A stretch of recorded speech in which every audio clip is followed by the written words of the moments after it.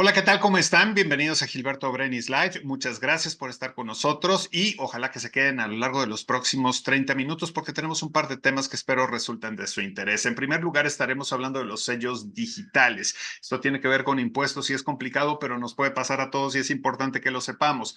Hablaremos de las restricciones de este sello digital, por qué se dan y cómo podemos solucionarlo. Y en el segundo bloque estaremos hablando de algo divertido, la numerología de nuestras mascotas. Y créanme, se van a sorprender. Yo la verdad es que todavía sigo sorprendido con los números que me adelantaron aquí de mi querida Petunia. Entonces, estaremos hablando un poquito más adelante sobre ese tema. Las redes sociales están a su disposición para que podamos estar en comunicación de manera muy directa. Comenzamos el programa y me da mucho gusto saludar a mi querida Claudia López Corral. ¿Cómo estás, Claudia? Qué gusto verte. Hola Gil, pues muchísimas gracias. Ahora sí que muy bien, gracias a Dios, todo muy bien. Feliz de estar en tu programa. Muchísimas gracias por la invitación, como siempre. Y oye, qué contraste de temas. Estoy pensando que la gente va a decir, oye, yo creo que nos saltamos la parte de Claudia que nada más nos va a generar angustia y mejor no, nos vamos a la parte de numerología. Aunque los impuestos también tienen algo que ver con numerología, hay que verle el lado positivo a las cosas siempre, por favor. Tiene mucho que ver con numerología y con ansiedad. Fíjate nada más lo que Ándale, son o las sea, cosas, muy ad hoc con la presentación de la película esta de Intensamente. Entonces sin va a duda. ser, soy una nueva emoción, ansiedad por pago de impuestos. Oye, pero fíjate, la verdad es que te voy a decir una cosa. Lo hemos platicado en otras ocasiones, Claudia. Siempre escuchamos SAT o escuchamos impuestos y bueno, se nos pone la carne de gallina. Pero yo lo que he descubierto es que mientras más cercanía tengas, más tranquilidad tienes. Y a veces hay términos o cosas que no conocemos y que deberíamos de saber. Entonces, al final no se trata de asustar a las personas, sino más bien de que tengas la información y puedas en un momento dado arreglar cualquier tipo de problema antes de que se presente. Efectivamente, Gil, y fíjate que acabas de decir algo que de hecho podría ser una introducción perfecta a este tema. Y es que generalmente cuando hablamos de impuestos, todo mundo cree que la única obligación o que la que está sustentada en la Constitución es pagar impuestos, punto. Es mi única obligación y pues yo le doy la lana a mi contador, me dice debes tanto y le doy y ya me tendría que olvidar del tema. Y la verdad es que no. La verdad es que existen dos tipos de obligaciones de carácter fiscal. Es cierto, la principal es el pago de tus contribuciones, pero existe una serie adicional de facultades que están en su mayoría relacionadas con el pago de contribuciones. Y entre ellas existen facultades de la autoridad a las que tú acabas de hacer referencia justamente, y es el facilitar a los particulares el pago de las contribuciones. Es una obligación de la autoridad y hay áreas específicas encargadas de este rubro, que es justamente las oficinas de atención o de servicios al contribuyente. Y lo dijiste muy acertadamente, la verdad es que el desconocimiento nos genera mucho miedo y el desconocimiento nos genera problemas. Hay muchas obligaciones fiscales y muchos problemas en los que nos metemos porque no conocemos las disposiciones y porque tenemos la idea de que pues mientras yo pague voy a estar bien. La verdad es que sí tenemos que ser como más cercanos al tema de los impuestos y hay formas de hacerlo de manera que no sea tan pesado o nos dé tanto miedo. Hay instituciones, por ejemplo, la PRODECON, la Procuraduría de la Defensa del Contribuyente, emite muchas publicaciones incluso para niños, Gil, en las que se explican las obligaciones fiscales y los procedimientos y los procesos fiscales de una forma muy clara y que nos permite tener una visión diferente y un ánimo diferente respecto al pago de impuestos. Pero lo que es sumamente importante es, pues obviamente, conocer, de acuerdo a la actividad económica que llevas a cabo, qué tipo de obligaciones tienes y cómo darles cumplimiento de la mejor manera para evitar problemáticas. Y más ahorita que seguramente, digo, obviamente pasan las elecciones, se anuncia un cambio de administración y con este cambio de administración, pues la futura presidenta del país señala que si bien no va a tener una reforma fiscal en cuanto a un incremento de impuestos, sí va a haber una profundización más grande por parte de la autoridad fiscal respecto al tema digital. sea, va a haber un perfeccionamiento del uso de la información por parte de las autoridades, que obviamente va a permitir que la autoridad sepa de una mejor manera y de una forma mucho más rápida, eficiente y eficaz cuando hay el incumplimiento de nuestras obligaciones. Entonces, es muy importante tener presentes qué obligaciones tenemos y cómo evitar incumplirlas, sobre todo ahora. Digo, tenemos que ver en qué va a consistir esta nueva propuesta de digitalizar los servicios, de crear un área que se encargue desde el punto de vista técnico de la tecnología de la información. A mí me suena un poquito más como al uso de gobierno digital, que obviamente va a implicar muchos ahorros presupuestarios, el uso de un gobierno digital, pero pues que los contribuyentes y los particulares vamos a tener que también acostumbrarnos y aprender a usarlos. Y pues si ya el cumplimiento de nuestras obligaciones no los conocemos sin tener que usar instrumentos digitales, pues sí tenemos que tener cuidado en conocerlos bien para que cuando tengamos que utilizar estas herramientas digitales, pues no se nos complique tanto la existencia. Quisiera preguntarte, hablabas sobre las obligaciones fiscales y quizá muchos de nosotros ni siquiera sabemos cuáles son nuestras obligaciones fiscales. ¿Cómo podemos descubrirlas y en un momento dado, cambiarlas si es necesario? Mira, la verdad es que tu primera obligación fiscal está establecida en el código como darte de alta en el Registro Nacional de Contribuyentes solo por el hecho de haber cumplido 18 años. Es decir, sin tener ya una actividad económica definida, tienes ya que cumplir con la obligación de darte de alta, y cuando tú te das de alta, nace una nueva obligación que es empezar a resguardar tu información de carácter fiscal, tu domicilio fiscal, tu dada de alta, etcétera.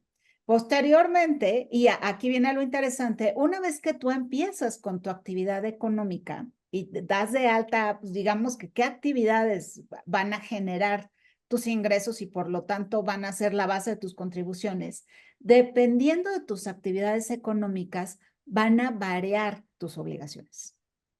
Entonces, bueno, digamos que como tus obligaciones en sí las vas a saber dependiendo de tu actividad económica. Es más, cuando tú des de alta tus actividades económicas, te van a entregar unas hojitas o vas a poder bajar de la computadora e imprimir una hojita en donde te dice qué declaraciones tienes que presentar, qué informes tienes que presentar y todo lo que tú tienes que hacer. ¿Qué es lo que desgraciadamente pasa, Gil? La verdad es que yo creo que los contadores no son lo suficientemente valorados en este mundo, porque les echamos como la responsabilidad de nuestra vida completa, ¿no? Y no nos damos como el trabajo de decir, bueno, a ver, pásamela, voy a checarlo para ver qué es lo que me toca hacer. E incluso, ¿por qué no? Bueno, verificar contigo que efectivamente cada mes esté haciendo lo que tengo que hacer, si es que tengo cumplimiento de obligaciones mensuales o anuales o etcétera. Pero sí tiene que haber como una relación más estrecha entre el contribuyente con sus obligaciones y con la autoridad, sin cargarle tanto la mano al pobre contador, ¿eh? Ahora, cuando hablamos de restricción del sello digital, ¿qué es el sello digital y cómo se restringe? ¿Qué es lo interesante aquí? Para tú poder emitir una factura electrónica, que ahora pues todas tienen que ser electrónicas, necesitas justamente tener un sello digital. El sello justamente es parte de tu fiel. Tienes que tener este sello digital. Entonces, ¿en qué consiste la restricción temporal del sello digital? Bueno, cuando la autoridad fiscal detecta a través de sus sistemas que tú incumpliste con determinadas obligaciones fiscales, no necesariamente relacionadas con el pago, esto es muy importante, lo que hace es que te quita la posibilidad de poder utilizar el sello digital, y si no puedes utilizar el sello digital, no puedes facturar. Y la verdad es que a mí mucha gente me ha dicho, ay, Claudia, porque pues tú sigues vendiendo, ¿no? No hay problema. Cada vez que alguien me dice eso, se abren mis ojitos y me entra como miedo y ansiedad. Pero digo, sí, digo, en teoría puedes seguir vendiendo, pero lo cierto es que si tú tienes ingresos y esos ingresos no están fiscalmente contabilizados, y si tú no emites las facturas que justifican tus ingresos, si tú no puedes demostrarle a la autoridad por qué tienes esos ingresos, entonces puedes caer en supuestos que verdaderamente no son nada deseables, como la defraudación fiscal. porque te pueden decir, oye, a ver, en tu institución bancaria reportaron que tienes un ingreso, digamos, de 500,000 pesos y tú, pues, no has facturado, compadre, ¿cómo de dónde salieron los 500,000? Entonces, la verdad es que es un tema delicado, por un lado. Y por otro lado, bueno, pues también tenemos que ser realistas. Vivimos en un entorno económico en el que a menos que te dediques a vender entre tus amigas o entre tus amigos y pues a tus amigos no les interese hacer una comprobación de la compra que te hicieron, lo cierto es que en este sistema económico en el que vivimos, pues nosotros tenemos que comprobarle a la autoridad fiscal también nuestros gastos. Entonces, tus mismos clientes te van a exigir la factura. O sea, te la van a exigir porque ellos también necesitan comprobar que te contrataron. Entonces, el tema y el problema con la restricción temporal del sello digital es que puede representar la eutanasia para la empresa. Porque si tú a una empresa le impides facturar, puedes desviarla incluso a una situación de quiebra. Es un tema muy importante, es un tema muy delicado. Ahora, en la restricción temporal de sellos digitales, obviamente la autoridad lo que dice es, ok, detecté que a lo mejor no presentaste tus declaraciones o no te encuentro en tu domicilio o no diste los datos para dar de alta tu buzón tributario o fíjate que tienes por ahí algunas facturitas que estás utilizando para deducir y los proveedores que emitieron esas facturas están en la lista del 69B, o sea, la lista de las consideradas empresas pantalla, y entonces cuestionamos la materialidad de las operaciones y existen una serie de supuestos.